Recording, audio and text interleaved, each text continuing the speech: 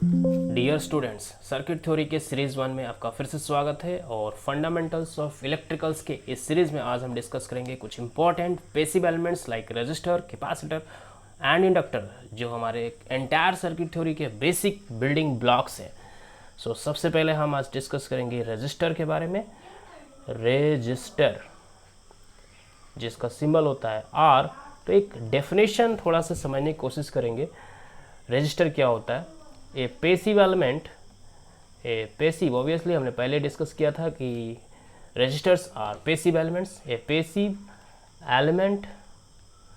Element which resists the flow of current, as simple as that, the flow of current, all right। तो current के flow को resist करना, और जैसा कि ये पैसिव एलिमेंट है, so obviously it will absorb the energy, it absorbs energy. अब एब्जॉर्ब्स एनर्जी का एक और सिनोनिमस बात लिखने वाला हूँ, वोल्टेज ड्रॉप कराता है। अब वोल्टेज ड्रॉप को हम समझेंगे यहाँ पे बेटर, क्या है वोल्टेज ड्रॉप का मतलब, ठीक है। तो ये सबसे पहले समझना है कि रेजिस्ट करेगा फ्लो ऑफ करंट को, रेजिस्ट करता है फ्लो ऑफ करंट को, राइट। अब देखिए एक सर्किट डायग्राम से चीज़ों को यहाँ डिस्कस करेंगे थोड़ा सा। सपोज एक अननोन एलिमेंट है, ठीक है। इस एलिमेंट के बारे में हम अभी सिंबल या और बेटर बातें हम और जानेंगे, बट इसको एक हमने कनेक्ट कर दिया पोटेंशियल के साथ।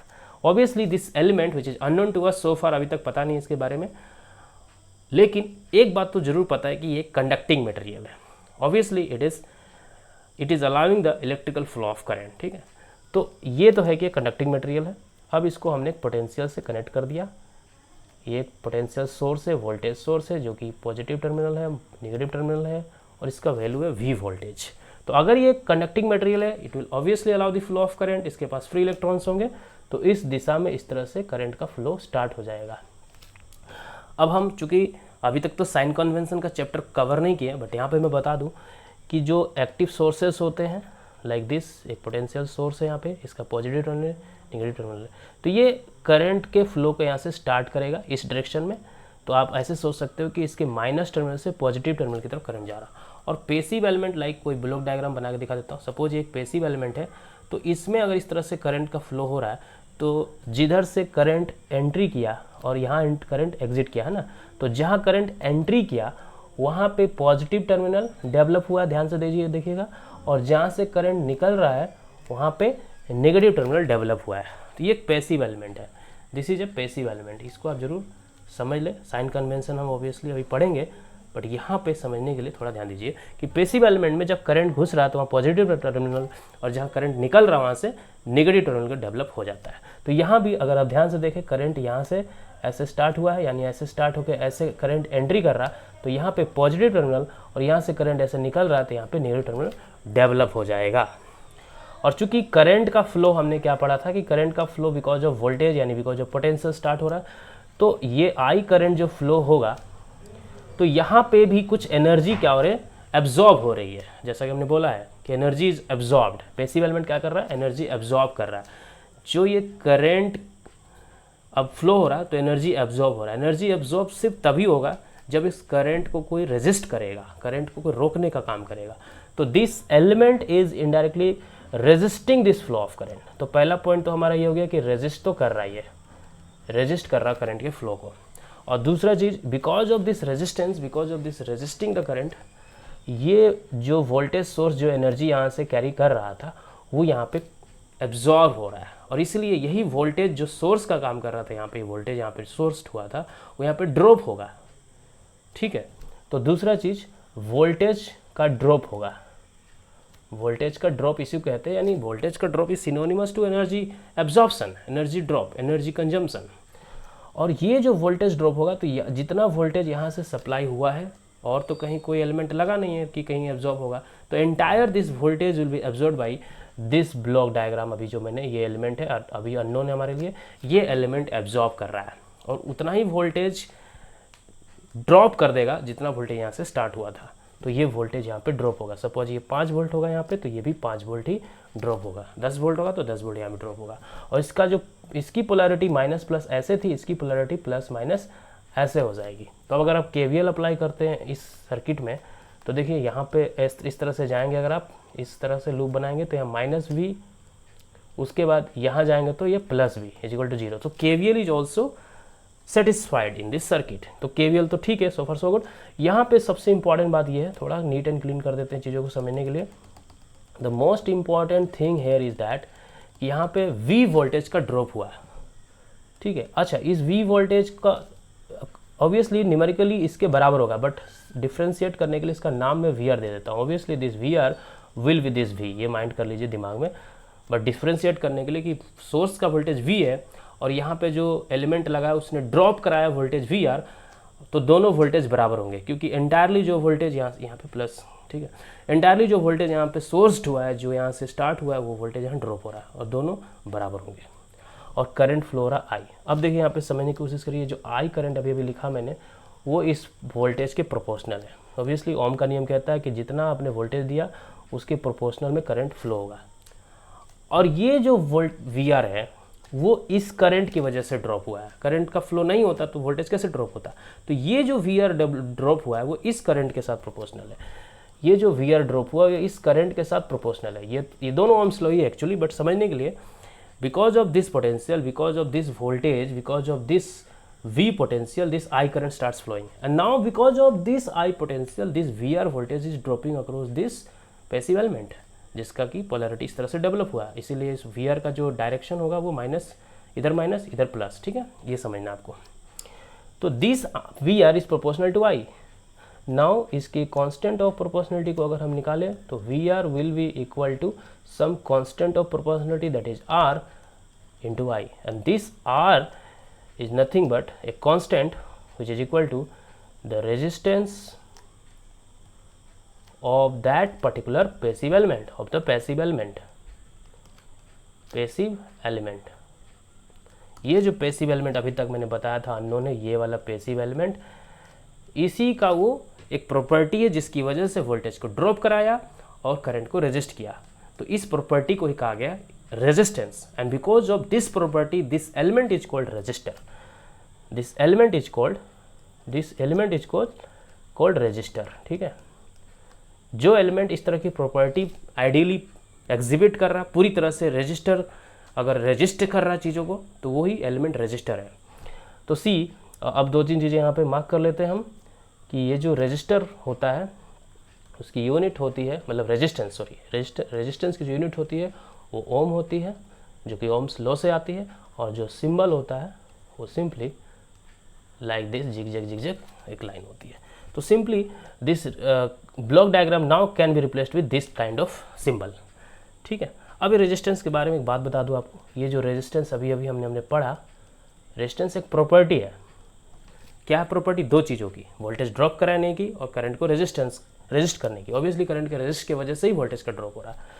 ये जो प्रॉपर्टी है एक पैसिव एलिमेंट एग्जिबिट करेगा, और वो पैसिव एलिमेंट आइडियली अगर ऐसा करता है तो वही रेजिस्टर कहलाता है, ठीक है, वही एलिमेंट रेजिस्टर कहलाता है। तो रेजिस्टर में हमें इंटरेस्ट नहीं है, हमें उसकी प्रॉपर्टी में इंटरेस्ट है। और ऐसी प्रॉपर्टी एग्जिबिट और भी बाकी एलिमेंट भी कर सकते हैं, ऐसा नहीं कि सिर्फ रेजिस्टर ही करेगा। रेजिस्टर तो आइडियली करता है, रेजिस्टर तो टिपिकली करता है, बट कुछ ऐसे एलिमेंट है जो अभी हम पढ़ेंगे, लाइक फॉर एग्जाम्पल कैपेसिटर भी हम पढ़ने वाले हैं, वो भी रेजिस्टेंस ऑफर करेगा, ठीक है। हम अभी इंडक्टर पढ़ने वाले हैं, वो भी रेजिस्टेंस ऑफर करेगा। रेजिस्टेंस ऑफर का मतलब हम जानते हैं, इंडक्टर वो भी ऑफर करेगा। लेकिन कैपेसिटर जो होगा वो कैपेसिटर का मेन काम नहीं होगा। रेजिस्टेंस प्रैक्टिकली ऑफर करेगा, बट इसका मेन काम जो होगा वो कैपेसिटेंस शो करना है, कैपेसिटेंस, ठीक है, कैपेसिटेंस। और इसके बारे में हम अभी पढ़ेंगे कि ये कैपेसिटेंस है क्या। तो मेन जो कैपेसिटर की प्रॉपर्टी होगी वो कैपेसिटेंस होती है, बट बैकग्राउंड में रेजिस्टेंस भी ऑफर कर रहा होता है थोड़ा बहुत। सिमिलरली इंडक्टर जो होगा वो टिपिकली इंडक्टेंस शो करेगा, इंडक्टेंस, ठीक है, इंडक्टेंस शो करेगा। इंडक्टर जो होगा वो इंडक्टेंस शो करेगा, बट बैकग्राउंड में ये भी रेजिस्टेंस शो करता रहेगा। तो एक बात बता दूं कि एक रेजिस्टर जब टिपिकली रेजिस्ट करता है तो उसको सिंपली रेजिस्टेंस ही कहते हैं, ठीक है। लेकिन इंडक्टर अगर रेजिस्टेंस ऑफर कर रहा तो उसको रिएक्टेंस कहते हैं, रिएक्टेंस। और उसी तरह कैपेसिटर भी अगर रेजिस्टेंस ऑफर कर रहा तो उसको भी हम रिएक्टेंस कहते हैं, बट प्रिसाइजली स्पीकिंग ये दोनों रिएक्टेंस में डिफ्रेंशिएट करने के लिए हम इसको कहने लगते हैं इंडक्टेंस का, इसलिए इंडक्टिव रिएक्टेंस, और इसको कहने लगते हैं कैपेसिटिव रिएक्टेंस, अब वो रेजिस्टेंस हो, ठीक है। Now see this final point, the final point is resistance हो, इंडक्टिव रिएक्टेंस हो, ठीक है, रेजिस्टेंस हो, इंडक्टिव रिएक्टेंस हो या कैपेसिटिव रिएक्टेंस हो, रेजिस्टेंस हो, इंडक्टिव रिएक्टेंस हो या कैपेसिटिव रिएक्टेंस हो, ये सारे एक ही टाइप की चीज़ें हैं। इन जनरल इन तीनों का एक ही नाम दिया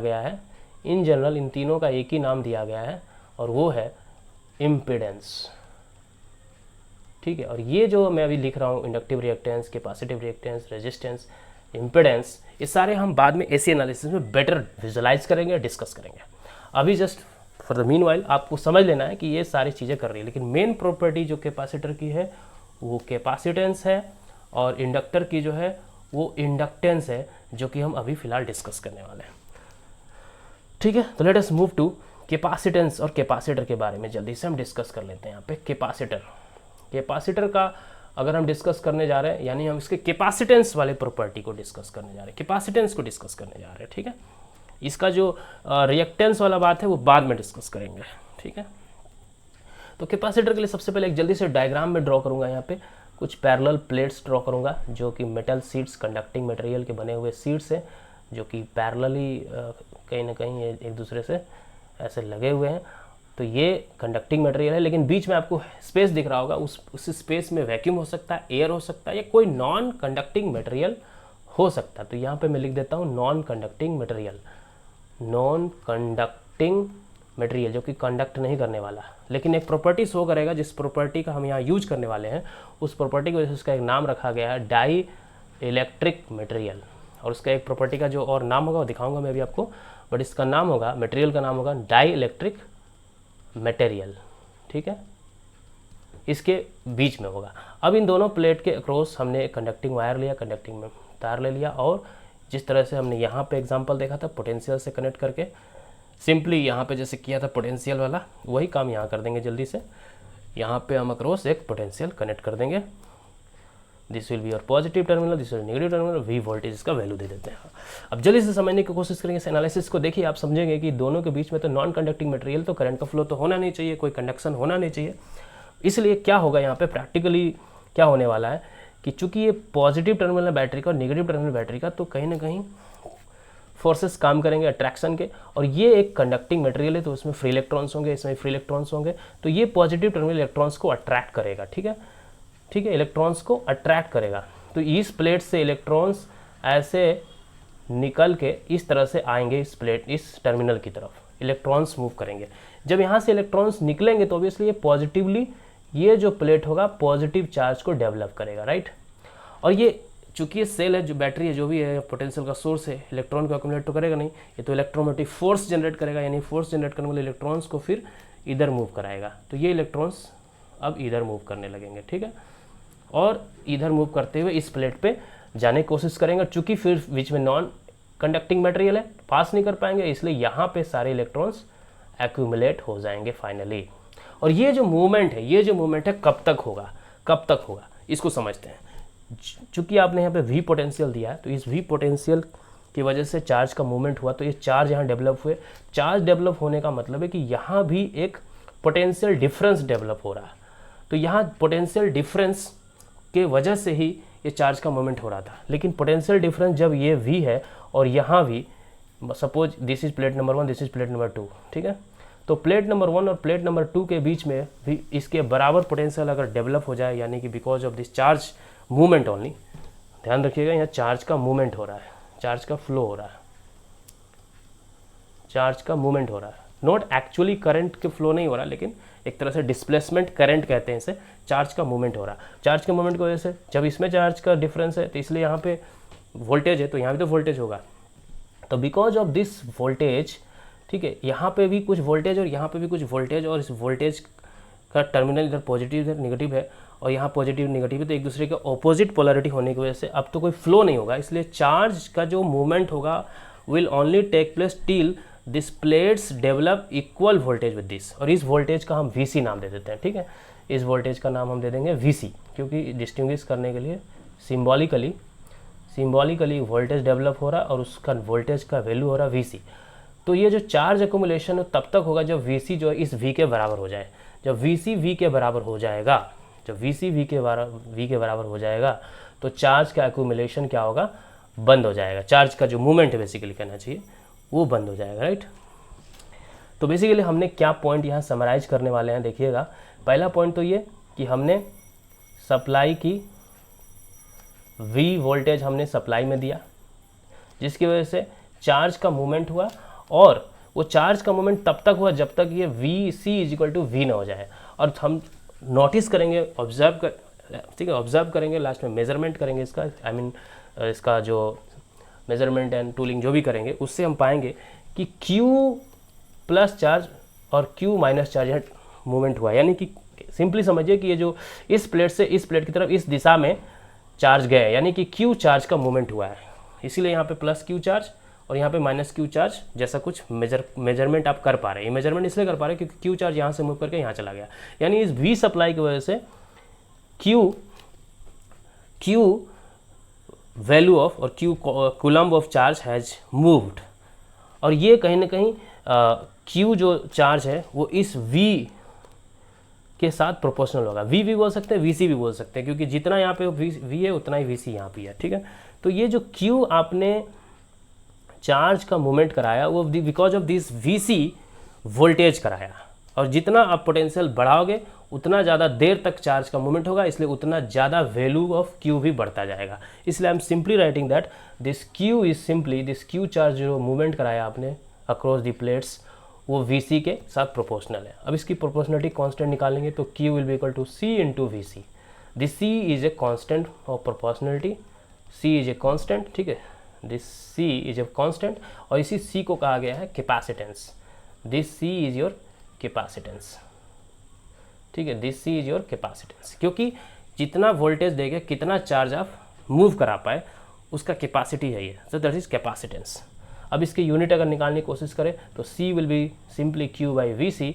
तो Q का मतलब होता है कूलम्ब, इसकी यूनिट होती है, और वोल्टेज यानी volt. So this is new name is given as farad, simple है दैट, वो सिंपल है। तो कूलम्ब डिवाइडेड वोल्ट, इसको फैरेड का नाम दिया गया, ठीक है। अब ये जो C है, ये जो कैपेसिटेंस C है, इसके बारे में एक और बात बता दें कि ये इस प्लेट्स की प्रॉपर्टी है, इस प्लेट्स की मटेरियल प्रॉपर्टी है। ये जो आप एरिया देख रहे हैं, कितना ज़्यादा एरिया है इस प्लेट का, ईच एरिया, यानी कि दोनों का जोड़ के बता रहा हूँ, इसका एरिया ऑब्वियसली बराबर होगा पैरेलल प्लेट से। तो ये जो एरिया है, ये जितना ज़्यादा सरफेस एरिया होगा, जितना ज़्यादा एक्सपोज होगा, उतना ज़्यादा चांसेस है कि चार्जेज मूव कर पाए, क्योंकि उतने ज़्यादा फ्री इलेक्ट्रॉन्स को एक्सपोजर मिलेगा, है ना। आइंस्टाइन के लॉ के हिसाब से भी जितना ज़्यादा सरफेस रहेगा उतना ज़्यादा चार्जेस का मूवमेंट पॉसिबल है, इसलिए सरफेस एरिया के साथ ये C प्रोपोर्शनल होगा। द सेकेंड पॉइंट इज कि ये डिस्टेंस जितना ज़्यादा होगा उतना ट्रेवल करने में उतना एनर्जी कंज्यूम होगी, उतना ज़्यादा डिस्प्लेसमेंट करना पड़ेगा चार्जेस को, उतनी ज़्यादा एनर्जी की रिक्वायरमेंट पड़ेगी। इसलिए डिस्टेंस का बढ़ना कैपेसिटेंस या चार्ज के मूवमेंट को कहीं ना कहीं रोकने का काम कर रहा है। इसलिए डिस्टेंस के साथ क्या होगा, C will be inversely proportional with this distance. अब इन दोनों को कोलैब करें, कंबाइन करने की कोशिश करें तो this C will be equal to, okay, पहले प्रोपोर्शनलिटी लेके चलते हैं फिर इक्वेट करेंगे हम इसको। C will be proportional to A divided by D। Now as usual C proportionality of constant की जगह इक्वेट करने की कोशिश करें तो एक क्या आएगा, एक कांस्टेंट टर्म आएगा, कांस्टेंट फैक्टर आएगा, एंड दैट कांस्टेंट फैक्टर को एप्सिलॉन से डिनोट किया जाता है। अब ये एप्सिलॉन क्या है, यूनिट तो हम निकाल लेंगे बहुत इजीली, बट ये एप्सिलॉन क्या है उसको डिफाइन करने जा रहे हैं। देखिए अभी अभी जो मैंने बताया कि चार्ज V वोल्टेज आपने दिया तो Q चार्ज को आपने मूव कराया, बस ये काम आपने किया। इसके लिए एनर्जी ऑब्वियसली लगी है मूवमेंट कराने में, उस एनर्जी का डिस्कस भी हम करने वाले हैं। बट इन दोनों ये काम को कराने के लिए C नामक एक कैपेसिटेंस की ज़रूरत पड़ी। ये C डिपेंड किया एरिया पे, प्लेट्स के एरिया पे, और दूसरा चीज़ D डिस्टेंस पे डिपेंड किया, और तीसरा चीज़ क्या है जो डिपेंड कर रहा है C, वो देखिए मैंने क्या बताया था, इसके अंदर में एक नॉन कंडक्टिंग मटेरियल इसमें लगा हुआ है, राइट। इसमें नॉन कंडक्टिंग मटेरियल इसके अंदर आपने लगाया हुआ है, इसमें सॉलिड वायर में भरा हुआ है।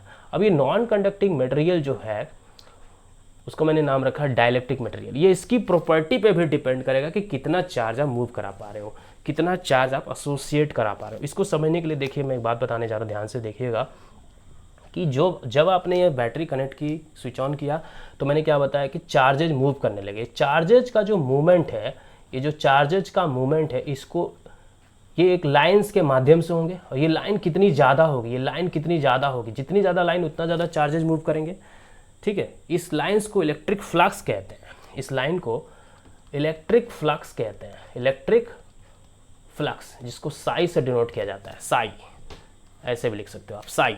तो इलेक्ट्रिक फ्लक्स के माध्यम से ही वो चार्जेज मूव कर रहे हैं।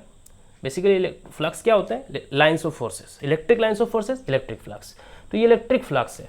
तो ये जो चार्ज आपने डेवलप किया, मतलब मूव किया, वो इलेक्ट्रिक लाइन्स ऑफ फोर्सेस पे डिपेंड कर रहे हैं, कितना ज़्यादा इलेक्ट्रिक लाइन्स ऑफ फोर्सेस है। और ये इलेक्ट्रिक लाइन्स ऑफ फोर्सेस जो हैं वो ज़्यादा होंगे कम होंगे, वो डिपेंड करेगा कि आपके अंदर मटेरियल क्या यूज किया आपने, यहाँ पे मटेरियल क्या यूज किया आपने, right.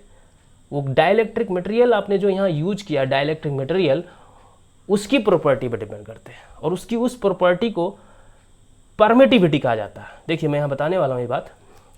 This Q can be equated with, again proportionality हटता तो इक्वेट आता है, psi with some constant, that constant is again epsilon, this epsilon, ये एप्सिलॉन, ठीक है, और ये एप्सिलॉन अभी अभी जो लिखा था सेम है, ठीक है।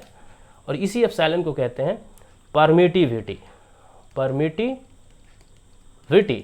परमिटिविटी क्या है? Permittivity is the ability of dielectric material और non conducting material to allow the flow of electric flux. और इलेक्ट्रिक फ्लक्स जितना ज़्यादा होगा, चार्जेज उतना ज़्यादा मूव करेंगे, चार्जेज जितना ज़्यादा मूव करेंगे, ठीक है, कैपेसिटेंस उतना अच्छा माना जा सकता है। इसीलिए आपका जो कैपेसिटेंस है, let me take different colour, यहाँ पे थोड़ा इंटरेस्टिंग बात हम लिखने वाले हैं कि आपका जो कैपेसिटेंस है वो भी चार्ज के स्टोर पर डिपेंड करता है, इसलिए इनडायरेक्टली एप्सिलॉन पे डिपेंड कर रहा है। तो इनडायरेक्टली एप्सिलॉन के साथ प्रोपोर्शनल है, एरिया, प्लेट्स और डिस्टेंस बिटवीन देम से डिफाइन होता है कैपेसिटेंस, ठीक है। अब देखिए यूनिट बहुत सिंपल है। कैपेसिटेंस की यूनिट मैंने क्या बताई थी, फैराड यहाँ पे निकाला था, मैंने बताया था। तो यहाँ से परमिटिविटी की यूनिट आप सिंपली निकाल सकते हो। यहाँ पे सिंपल, आप you are good at maths, मैं बहुत जल्दी कर देता हूँ इस चीज़ को। ये मीटर स्क्वायर होगा, ये मीटर होगा, और ये फैराड होगा, ठीक है, ये फैराड होगा। तो यहाँ से देख लीजिए एप्सिलॉन की क्या होगी, मीटर कैंसिल, और ठीक है मीटर नीचे चला जाएगा। तो एप्सिलॉन की जो यूनिट होगी वो सिंपली फैराड पर मीटर होगी, फैराड पर मीटर सिंपली, ठीक है। और इलेक्ट्रिक फ्लक्स की unit, if you are interested, यहाँ से बता देता हूँ मैं आपको। देखिए Q is equal to epsilon into psi होती है। तो psi is equal to Q divided by epsilon. Q की यूनिट हम क्या लेने वाले हैं, देखिए Q is equal to CV होगा, Q is equal to CV होगा। यहाँ से देख सकते हैं आप, यहाँ से देखिए Q is equal to CV, right. Q is equal to CV मतलब capacitance into volt, capacitance into volt यानी फैराड इंटू वोल्ट, ठीक है। तो Q की यूनिट लिख सकते हैं, CV मतलब फैराड इंटू वोल्ट, राइट। तो Q की वैल्यू लिख सकते हैं फैराड इंटू वोल्ट, और एप्सिलॉन की यूनिट हमने क्या निकाला, farad per metre, right, farad per metre, farad per metre, farad per metre. तो यहाँ से आप सिंपली कर सकते हो, farad farad cancel, volt meter. तो मैं बता दूं कि साई की यूनिट, अगर आप इंटरेस्टेड है इलेक्ट्रिक लाइन्स ऑफ फोर्स के बारे में, तो साई की यूनिट जो होगी वो होगी volt metre, not per metre, it is volt metre, ठीक है। परमिटिविटी की यूनिट अगर आप इंटरेस्टेड है तो farad per metre, farad per metre, क्योंकि कैपेसिटेंस पर मीटर ही परमिटिविटी है, ठीक है। और इसकी unit simply coulomb by volt से आया था। कैपेसिटेंस की यूनिट क्या आई है, coulomb per volt, that is farad, ठीक है। तो ये सारी चीज़ें आई होप आपको क्लियर होंगी, वेल एंड गुड, ठीक है। Electric lines of force that is flux से किस तरह से एसोसिएट है बात, ये आपने बेहतर समझ लिया। अब एक बात यहाँ पे समझ लेंगे जो एसी एनालिसिस में हम बेटर डिस्कस करेंगे इस चीज़ को, बट फिर भी I want to tell you here itself one thing कि मैंने क्या बोला शुरू में, जैसे ही पोटेंशियल आपने इस प्लेट्स के अक्रॉस कनेक्ट किया तो बिकॉज ऑफ ये इंसुलेटिंग मटेरियल हमने नॉन कंडक्टिंग मटेरियल टाइप लगा रखा था, तो करंट तो फ्लो नहीं हो रहा, लेकिन चार्ज कहीं ना कहीं स्टोर होने जैसा कुछ काम हुआ है। चार्ज बेसिकली मूव होने का काम हुआ, नॉट स्टोर, एनर्जी स्टोर हुई है, चार्ज मूव होने का काम हुआ है। तो चार्ज मूव होने का मतलब सिंपल ये है कि यहाँ से करंट जैसा कुछ थोड़ा सा जरूर फ्लो हुआ होगा, क्योंकि चार्ज का मूवमेंट ही तो करंट होता है। करंट क्या होता है? dq/dt। चार्ज का फ्लो होना ही तो करंट है, तो कुछ इनिशियल करंट जरूर फ्लो हुआ होगा, लेकिन जैसे ही पोटेंशियल बराबर हो जाएगा तो पोटेंशियल डिफरेंस जीरो। ओम का नियम कहता है कि यहाँ का पोटेंशियल, अंडरस्टैंड दिस पॉइंट, ठीक है, कि यहाँ का पोटेंशियल और यहाँ का पोटेंशियल बराबर हो गया तो यहाँ से करंट कहाँ फ्लो होगा? नहीं होगा। इसलिए कुछ समय के बाद करंट जीरो हो जाता है, करंट फ्लो बंद हो जाता है। इसलिए कहते हैं कि डीसी के केस में करंट नहीं फ्लो होता है, लेकिन इनिशियली तो कुछ करंट फ्लो होता ही है, और वो करंट फ्लो कराना जो हुआ है वही इस चार्ज को मूव कराया है। तो इस चार्ज के मूवमेंट के करंट से एसोसिएट अगर मैं करूँ तो मैं बता दूँ कि जो वीसी वोल्टेज डेवलप हुआ है अक्रॉस दी कैपेसिटर, वो चार्ज का जो फ्लो हुआ उसके इंटीग्रेट करोगे कितने देर के लिए हुआ, तो इंटीग्रेशन ऑफ, देखिए मैंने क्या बताया, I is equal to charge, ठीक है, rate of flow of charge dq/dt। इसको इंटीग्रेट अगर करोगे तो क्या होगा? टी के अक्रॉस चार्ज बनेगा ना, चार्ज, तो वही चार्ज डिवाइडेड बाई c बन जाता है। तो ये जो चीज़ें if you understand it here it's good and fine, but नहीं समझते हो तो एसी एनालिसिस में हम इसको बहुत बेहतर डिस्कस करने वाले हैं, ठीक है। अब एक छोटा सा चीज़ एनर्जी के बारे में डिस्कस करते हैं। यहाँ पे थोड़ा सा चीज़ एनर्जी के बारे में बहुत ज़रूरी है, यहाँ पे एनर्जी को एसोसिएट करने की कोशिश करते हैं। देखिए मैंने क्या बोला, चार्ज शुरू में धीरे धीरे करके यहाँ से एक मूव करना शुरू हुआ, तो last up to certain point Q charge develop हो गया। तो ऐसा तो नहीं कि शुरू में सडनली क्यू चार्ज गया होगा, तो थोड़ा थोड़ा करके चार्ज गया होगा, कुछ थोड़ा चार्ज ऐसे करके गया होगा, ठीक। तो शुरू में जीरो चार्ज मूव किया होगा और लास्ट पॉइंट ऑफ मूवमेंट पे कंप्लीट जब टोटल चार्ज वहाँ मूवमेंट हुआ क्यू चार्ज हुआ। तो ऑन एन एवरेज अगर हम बात करें तो 0 प्लस क्यू, दो टर्म्स को ले रहे हैं सिर्फ, तो 2 से डिवाइड करेंगे, Q/2 कूलम का चार्ज जो है कहीं ना कहीं हमने मूव किया है। अब देखिए ये कब किया है? V वोल्टेज देके या VC वोल्टेज देके बोल सकते हो, VC वोल्टेज डेवलप करा के, VC भी बोल सकते हो, V बोल सकते हो, दोनों बराबर है वहाँ पे। तो VC का मतलब VC जूल पर कूलम, यानी एक कूलम चार्ज को मूव कराने के लिए VC जूल का आपने एनर्जी यूज किया, कंज्यूम किया, एसोसिएट किया। तो यहाँ पे Q/2 कूलम का चार्ज आपको स्टोर करना है, सॉरी Q/2, ठीक है, Q/2 चार्ज, Q/2 कूलम के चार्ज के लिए कितना लगेगा? Q/2 इंटू VC जूल का चार्ज आपने कहीं ना कहीं एसोसिएट किया, इतना चार्ज आपने यूज किया, Q/2 into VC, Q/2 into VC। VC क्या है? कैपेसिटर के अक्रॉस का वोल्टेज, Q क्या है? चार्ज कितना आपने मूव कराया। अब देखिए C is equal to QV, C is equal to QV, ठीक है। अगर हम इसको, sorry note this is wrong, not C is equal to QV, मैंने गलत लिख दिया, I am sorry for that. Q is equal to CV, ठीक है, हमने यहाँ पे लिखा है ना ये चीज़, Q is equal to CV, right. Q is equal to CV हमने यहाँ पे जो लिखा है, जो कि obviously capacitance is equal to Q/V से आता है, ठीक है, या Q is equal to C into V, जो भी है यहाँ से आता है। तो ये Q is equal to CV में हम Q को रिप्लेस करेंगे CV से। अगर हम यहाँ पे एनर्जी एसोसिएटेड है, देखिए एनर्जी कैसे होगा क्लियर हो जाएगा आपको। ऑब्वियसली एनर्जी हमने जूल की बात की है, एक कूलम के लिए इतना जूल, तो Q/2 कूलम के लिए इतना जूल, तो obviously this is energy. So Q can be replaced with CV/2 into VC, okay. ये V is equal to VC है, तो आप कोई भी लिख सकते हो, नो प्रॉब्लम, तो या VC भी लिख सकते हैं। यानी इसको अगर रीअरेंज करें 1/2 CV स्क्वायर, तो यानी कि आपने जो चार्ज को मूव कराया है V वोल्टेज दे के Q चार्ज को जो मूव कराया और C कैपेसिटेंस है अगर, तो कहीं ना कहीं चार्ज को अगर हम ना टर्म को यूज करना चाहते हैं तो इन दो टर्म्स को यूज करके, यानी कि V टर्म को और C टर्म को, VC ले सकते हो आप, तो हाफ CV स्क्वायर। VC क्यों लिखा मैंने? VC मतलब the voltage measured across the capacitance, but that will be obviously equal to the supplied voltage.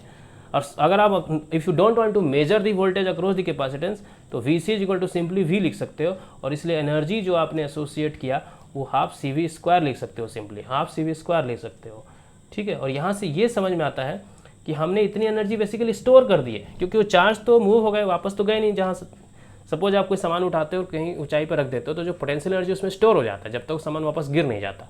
तो यहाँ पे भी something like that is happening, something like that is happening. इतना energy आपने बेसिकली स्टोर कर दी कहाँ पे, इस कैपेसिटेंस में। आपने क्यू चार्ज को जो मूव करा दिया है वो तो एज इट इज़ रह गया, जब चार्ज वापस जहाँ थे वैसे ना हो जाए तब तक वो एनर्जी बेसिकली स्टोर कर दिया आपने। तो basically we have stored energy, we have stored energy, we have stored energy, electrical energy. Obviously हमने एनर्जी को स्टोर कर दिया है, कितना, हाफ CV²। सी कैपेसिटेंस वैल्यू है और V वोल्टेज दे करके, इसीलिए capacitance is called energy storage device भी कहा जाता है, एनर्जी स्टोरेज डिवाइस। ठीक है, अब जल्दी से हम मूव करते हैं और इंडक्टेंस के बारे में जल्दी से डिस्कस कर लेते हैं। ठीक है, इंडक्टर के बारे में, इसकी जो प्रॉपर्टी होगी वो इंडक्टेंस होगी। तो इंडक्टर के बारे में जल्दी से हम डिस्कस करेंगे। देखिए इंडक्टर के बारे में जल्दी से बता दूं कि कोई हेलिकल शेप में अगर आप वायरिंग कर देते हो, हेलिकल कॉइल के रूप में, और उसको कनेक्ट कर देते हो कुछ पोटेंशियल से, ठीक है, तो यहाँ पे ऑब्वियसली एज यूजुअल ये V वोल्टेज है और ये ऑब्वियसली कंडक्टिंग मटेरियल भले हेलिकल शेप में है, कॉइल शेप में, बट करंट तो फ्लो होगा ही। तो इसमें करंट फ्लो मान लीजिए स्टार्ट हो गया। ठीक है, okay, no problem, will take capital I only. आप सोचोगे मैं स्मॉल में क्यों लिया, कंफ्यूज हो सकते हैं, तो इन जनरल आई कैपिटल ले लेते हैं। तो यहाँ पे V वोल्टेज दोगे, आई करंट फ्लो हो रहा है, मतलब कुछ चार्जेस का फ्लो हो रहा है ऑब्वियसली इस हेलिकल वाले पार्ट से, इस एलिमेंट से, इस पर्टिकुलर इलेक्ट्रिकल एलिमेंट से। तो यहाँ पे ना कुछ मैग्नेटिक फ्लक्स इंड्यूस होंगे, मैग्नेटिक फ्लक्स बनेंगे। जैसे इलेक्ट्रिकल लाइन्स ऑफ फोर्स थे वैसे मैग्नेटिक लाइन्स ऑफ फोर्स यहाँ पे एसोसिएट होंगे। तो मैग्नेटिक फ्लक्स को हम फाई से डिनोट करते हैं। यहाँ पे हमने इलेक्ट्रिकल फ्लक्स को क्या था, साई से डिनोट किया था। दिस सिंबल कहाँ गया, वो सिंबल प्यारा सा साई सिंबल। उसी तरह से यहाँ पे हमारा एक सिंबल आज ये हो गया फाई सिंबल। ठीक है, तो ये जो फाई होगा जितना उतना ज़्यादा डेवलप होगा जितना ज़्यादा करंट फ्लो होगा। वोल्टेज पे डिपेंड नहीं करेगा, वोल्टेज की वजह से ऑब्वियसली ये जो करंट है वो वोल्टेज पे डिपेंड किया, लेकिन अब ये जो फाई है वो इस आई पे डिपेंड करेगा। ठीक है, यहाँ पे 5 फ्लक्स इंड्यूस हुआ है, 5 फ्लक्स डेवलप हुआ है, बना है, तैयार हो, जो भी हुआ है वो इस आई पे डिपेंड किया है, यानी कि कितना करंट है उस पर डिपेंड किया। अब ये फाई को एज यूजुअल करंट प्रोपोर्शनलिटी को हटाएंगे तो इक्वालिटी आएगा और एक कांस्टेंट ऑफ प्रोपोर्शनलिटी आएगा। कांस्टेंट ऑफ प्रोपोर्शनलिटी को यहाँ पे यूज करेंगे सिंबल L से, और इस L को कहा जाता है इस मटेरियल का जो भी एलिमेंट लगा है हेलिकल शेप में उसका एक प्रॉपर्टी है, उसको कहते हैं इंडक्टेंस। इंडक्टेंस, और इस तरह के मटेरियल को कहा जाता है इंडक्टर। ठीक है, इंडक्टेंस, ये समझ लीजिए आप। तो phi is equal to L into I. अब यहाँ से सिंपली निकाले तो फाई की यूनिट क्या होगी, L की यूनिट क्या होगी। देखिए फाई की यूनिट तो अलग से मैग्नेटिज्म में ही इसको डेवलप किया गया था, इसलिए फाई की सिंपली डायरेक्टली यूनिट यहाँ पे वेबर ले लीजिए आप। फाई की यूनिट वेबर होती है। तो फाई की मदद से हम देखेंगे यहाँ पे, देखिए यहाँ से इसको समझिएगा, फाई की मदद से L is equal to phi divided by I होगा। तो यानी कि वेबर, WV शॉर्टकट है उसका वेबर का, और आई क्या, एम्पियर, वेबर पर एम्पियर सिंपली। और इसी का नया नाम दे दिया गया है Henry. Henry, so unit of inductance is Henry. यहाँ तक समझ लीजिए यूनिट क्या है, कहाँ से आया, फाई से आया। करंट जब फ्लो होगा वोल्टेज की वजह से करंट, और करंट की वजह से फिर यहाँ पे flux, magnetic flux, that is phi develop हुआ। अब एक चीज़ देखिए, अब फैराडे का लॉ अगर हम पढ़ते हैं, I am not going to actually define और discuss here Faraday law, but from Faraday law only we come to know this point. Faraday law से बात हम जान पाते हैं कि ये अगर करंट चेंजिंग हो, अगर ये करंट चेंज करता रहे तो करंट चेंज, कोई भी चेंज मैथमेटिक्स कहता है कि चेंज करता है, यानी कि di/dt। व्हाट di/dt मतलब ये क्या है, रेट ऑफ चेंज है ना, रेट ऑफ चेंज को सिंबलाइज करेगा। dx/dt क्या है, चेंज हो रहा है, टाइम का चेंज हो रहा है, डेरिवेटिव ऑफ x मतलब चेंज का रेट है, चेंज का rate, rate of change with time है ना, विथ टाइम के साथ कितना चेंज हो रहा है। तो di/dt क्या है, rate of change of current with respect to time. मैं लिख देता हूँ आपके लिए, rate of change of current with respect to time. अगर हम नहीं समझते तो इसको लिख दिया मैंने di/dt। तो अगर ये करंट चेंजिंग हो, अगर ये करंट चेंजिंग हो इनिशियली, जो कि होगा, अगर बैटरी भी लगाते हो तो शुरू में करंट स्टार्टिंग में तो immediately main current I current नहीं फ्लो होगा, शुरू में थोड़े थोड़े बढ़ते बढ़ते बढ़ते, यानी कि शुरू में करंट चेंज हो रहा है। तो अगर ये करंट चेंज हो रहा है तो क्या होगा, फैराडे का नियम कहता है, फैराडे का लॉ आप रेफर कर सकते हो कि अगर ये करंट चेंज हो रहा है तो इसके अक्रॉस एक वोल्टेज डेवलप होगा, VL जिसको हम लिख सकते हैं, क्योंकि इंडक्टर अब एल से क्या होता है, इंडक्टर का सिंबल होता है, तो VL इसका नाम दे दिया, ठीक है। और ये तब तक ये डेवलप है ना, ये करंट फ्लो तब तक होता रहेगा, और ये चेंज और ये फ्लक्स इंड्यूस होना, ये VL इंड्यूस इसके बराबर होने तक ये चीज़ें होती रहेंगी, ठीक है। तो ये मैंने बताया कि एक EMF इंड्यूस होगा, एक वोल्टेज इंड्यूस होगा, जो इस करंट जब चेंज होगा तो इस करंट चेंज की वजह से करंट चेंज की वजह से फ्लक्स चेंज होगा, राइट। करंट चेंज होने का मतलब है सिंपली कि चूंकि फाई जो है आपका, ये जो फाई है वो प्रोपोर्शनल विथ आई है, यानी कि di/dt की वजह से d∅/dt भी बनेगा, और इस d∅/dt की वजह से VL डेवलप होने वाला है, d∅/dt यानी फ्लक्स में चेंज होने की वजह से, और इसी को कहते हैं फैराडेज लॉ। इनडायरेक्टली इसी के वजह से हुआ है वो, बट फैराडे ने एक्चुअली मैथमेटिकली समझा जाए और ज़्यादा थ्योरेटिकली फिर be precise speaking, because of the rate of change of the flux VL is developed. Faraday's law कहता है कि d∅/dt की वजह से VL डेवलप होगा, और ये VL will B simply given by d∅/dt। VL will be simply given by d∅/dt। यहाँ पे जो वोल्टेज VL डेवलप हो रहा है, ये वाला जो VL, ये सिंपली इसके रेट ऑफ चेंज के साथ बराबर होगा, d∅/dt, and this is given by Faraday's law. So our final conclusion is that एक VL डेवलप हो रहा है जो कि d∅/dt के बराबर है। अब ये फाई क्या है, हमने देखा L into I, so VL will be equal to DL into I divided by dt। L तो कांस्टेंट है, mathematically L will come outside and this becomes di/dt। So ये जो VL है आप देख सकते हो किस तरह से करंट के साथ एसोसिएटेड है, जो वोल्टेज अक्रॉस दी, और इसका बेटर एनालिसिस हम करेंगे जब AC एनालिसिस करेंगे तब, ठीक है। सो simply if current will flow, phi will develop, and because of this change in current, phi will change. Because of the rate of change of current, there will be development of rate of change of phi, that is flux, और उसकी वजह से क्या होगा, यहाँ पे voltage का drop होगा, and that voltage drop will be equal to this voltage, and this voltage is given with this expression, right. तो इस तरह से हमने सारी चीज़ों को देख ले। तो अभी हमने एक समरी जल्दी से देखेंगे। यहाँ पे एक समरी हमने क्या देखा कि एक रेजिस्टेंस एलिमेंट होता है, उसमें जो वोल्टेज ड्रॉप होता है वो R इंटू आई के द्वारा दिया जाता है। एक कैपेसिटेंस में जो वोल्टेज ड्रॉप हुआ है वो divided by C integration of the I dt दिया जाता है, राइट। क्योंकि I करंट फ्लो होता है, तो उसकी वजह से इंटीग्रेट करेंगे जब करंट को टाइम के रेस्पेक्ट में, तो चार्ज को ये एक्सप्रेस करता है, तो charge divided by C given by C। और इंडक्टर में हमने क्या देखा, ये वाला देखा हमने अभी इंडक्टर में हमने क्या देखा कि ये जो VL है, जो अक्रॉस द इंडक्टर के अक्रॉस का जो वोल्टेज हमने VL देखा, that is given by this expression L into di divided by dt।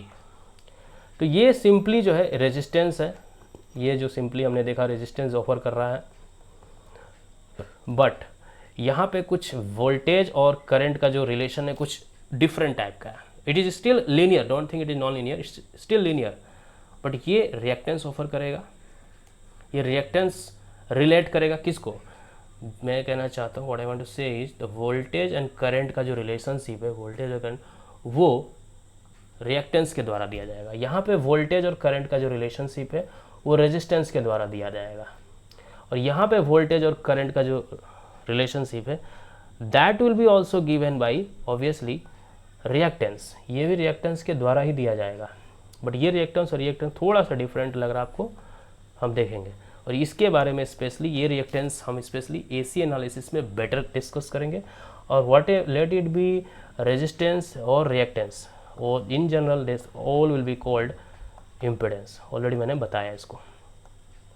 But reactance offer करना वोल्टेज और करंट का रिलेशनशिप है, बट एक्चुअल फंक्शन क्या है वो ऑलरेडी नॉन, एक्चुअल फंक्शन क्या है हमने देखा इस चीज़ को। तो I think so far so good, हमने बेसिक एलिमेंट के एलिमेंट्री चीज़ों को डिस्कस किया। एसी एनालिसिस में हम और भी प्रॉपर्टी डिस्कस करेंगे इन सारे एलिमेंट्स के बारे में, बट बिफोर दैट अगले क्लास में हम डिस्कस करेंगे सोर्सेस के बारे में, independent sources, dependent sources, ideal sources, practical sources, all those things. Thank you.